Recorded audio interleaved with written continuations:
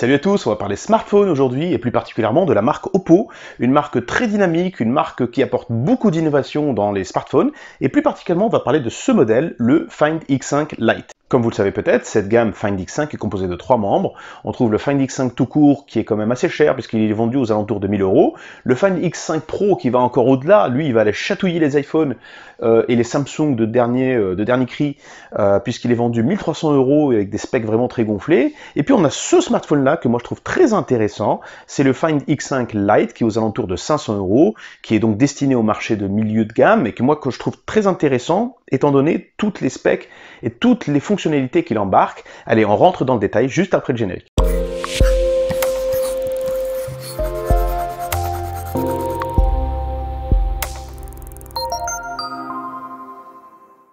Parlons d'abord du design de ce téléphone. Alors bien entendu, on est sur un téléphone milieu de gamme, on a donc des matériaux plastiques, mais une finition que je trouve intéressante, même si plutôt générique, il n'y a pas de grande prise de risque.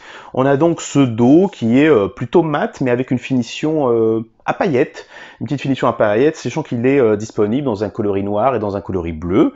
On a ensuite ce liseré qui est tout autour, qui est plutôt métallique, qui est plutôt brillant. Et puis le bloc photo qui est prétubérant, qui rappelle un petit peu ce que font les concurrents. C'est plutôt standard dans cette gamme de prix. Alors on remarque les efforts d'Oppo pour réduire la taille et puis le poids de ce téléphone malgré sa diagonale importante. On est sur une épaisseur de 7,8 mm. C'est donc assez fin à ce niveau de taille-là. Et puis également un poids de 173 grammes, ce qui, par exemple, si on compare à un Samsung Galaxy A53, qui lui se rapproche plutôt des 200 grammes, donc lui on va vraiment le sentir dans la poche. Là on est vraiment sur un modèle qui est plus compact, qui est plus léger. Au niveau de l'écran, vraiment rien à dire. On est sur un écran qui occupe 90% de la surface avant du téléphone. On est sur une technologie AMOLED avec un taux de rafraîchissement de 90 Hz au niveau de l'écran afin de garantir une meilleure fluidité quand on balaye l'écran. Et puis également, on est sur un écran qui intègre bien entendu le capteur selfie. On est sur un écran qui intègre également un capteur d'empreinte digitale. Et puis qui bien entendu dispose de la technologie de reconnaissance faciale qui est très efficace. Au niveau de la protection, on est sur du Gorilla Glass 5, donc vraiment ce qui se fait de mieux. Et puis il y a cette option que moi je trouvais intéressante puisque le téléphone propose de basculer sur un taux de rafraîchissement de 60 Hz au lieu de 90 Hz. Et avec ça et mon usage à moi de mon téléphone, il me proposait de gagner plus de 3 heures d'autonomie. C'est donc pas négligeable. Ce téléphone est proposé dans plein de variations de specs dans le monde entier. En France, ils ont choisi de lancer avec, j'ai envie de dire, la crème de la crème au niveau des specs, puisqu'il est muni de 8 Go de RAM et de 256 Go au niveau du stockage. Si toutefois c'est pas suffisant pour vous, sachez qu'il y a également un port pour rajouter de la mémoire externe jusqu'à 1 Teraoctet supplémentaire. Il est également double SIM et il est compatible avec la technologie Wi-Fi 6. Au niveau des capteurs photo, on a un capteur principal de 64 mégapixels, donc on est donc dans le haut de la fourchette au niveau des smartphones de milieu de gamme, un capteur de très bonne facture qui d'ailleurs permet de réaliser des zooms x2. Alors attention, c'est pas des zooms optiques, ça reste des zooms numériques. Mais donc on passe à 32 mégapixels, ça donne un résultat qui est quand même très satisfaisant. On a également un deuxième capteur qui lui est un capteur grand angle de 119 degrés, donc c'est vraiment très appréciable, je ne cesserai jamais de le répéter, pour faire des photos en intérieur, pour inclure le plus de monde possible sur une photo, mais également pour faire de la photo de paysage, on a des perspectives très intéressantes avec un capteur grand angle. Et enfin le troisième capteur qui lui est un capteur macro de 8 mégapixels également. À l'avant on retrouve un capteur selfie de 32 mégapixels pour faire des selfies réussis. Et puis également, voilà, vous pourrez faire avec ce smartphone, vous avez accès à toute une ribambelle de mode photo dans le mode portrait, bien entendu. Et puis également, vous pourrez faire de la vidéo en 4K jusqu'à 30 images par seconde. Vous pouvez faire de la vidéo time-lapse, vous pouvez faire des ralentis jusqu'à 240 images par seconde. Ça donne des ralentis très très fluides, et ce, dans une définition 720p. Au niveau de l'OS, le Find X5 Lite est propulsé par Android 11, ainsi qu'une surcouche propriétaire Oppo qui s'appelle ColorOS dans sa version 12.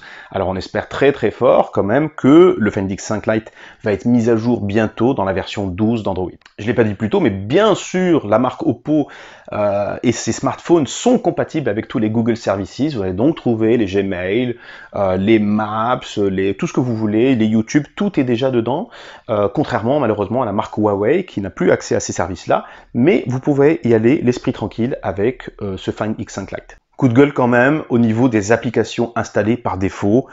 C'est trop, il y en a dans tous les sens. C'est des applications qui, comment dire, c'est des deals commerciaux qui sont faits avec Oppo. Et donc, quand vous démarrez votre smartphone pour la toute première fois, eh ben, vous allez avoir une ribambelle d'applications. Il y en a, je sais même pas ce que c'est, du Bigo Live, du Booking, du Amazon, du Netflix, du TikTok. Donc voilà.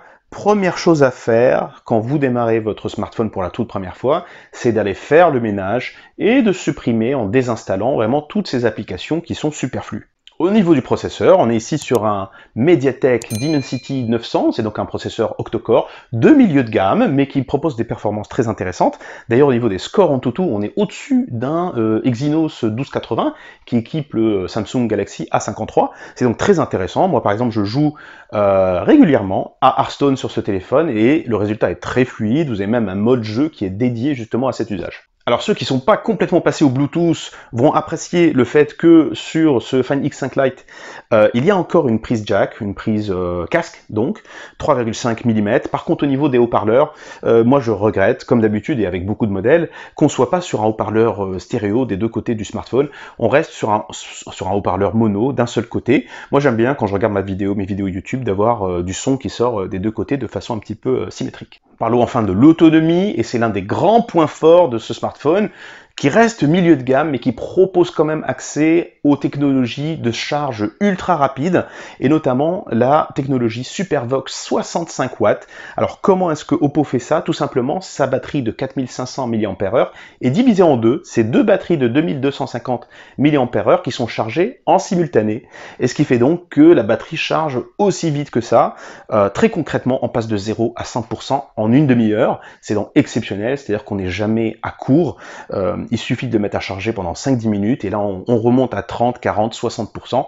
C'est vraiment très appréciable et également un point fort au niveau de l'autonomie, puisque une fois qu'il est chargé, eh bien moi j'ai remarqué une très grande autonomie, notamment je l'ai utilisé pendant plus de 6 heures écran allumé avant qu'il tombe à 0%. Parlons enfin du prix. Alors le prix public du Find X5 Lite est plutôt aux alentours de 500 €, 499, mais vous trouverez toujours des promotions sur le site d'Oppo, sur le site de Buick, sur le site de la Fnac ou d'Amazon, qui vont vous le proposer moins cher. Donc si vous cherchez bien, vous devriez le trouver plutôt aux alentours de 450 €, ce qui est un excellent prix pour tout ce que propose ce téléphone. Un excellent appareil photo, également très polyvalent, une excellente autonomie, une technologie de charge ultra rapide, des performances et des fonctionnalités qu'on trouve d'habitude sur des smartphones plus chers. C'est ce qu'on appelle avoir un excellent rapport qualité-prix. Vous pouvez donc y aller, c'est validé. Merci d'avoir regardé cette vidéo, j'espère qu'elle vous a plu. N'hésitez pas à la liker, vous abonner à la chaîne pour plus de contenu de ce type-là et puis pour nous soutenir. Si vous avez des questions à propos du Find X5 Lite, n'hésitez pas à me les poser dans les commentaires. Et puis moi je vous dis à très bientôt pour une nouvelle vidéo. Ciao ciao.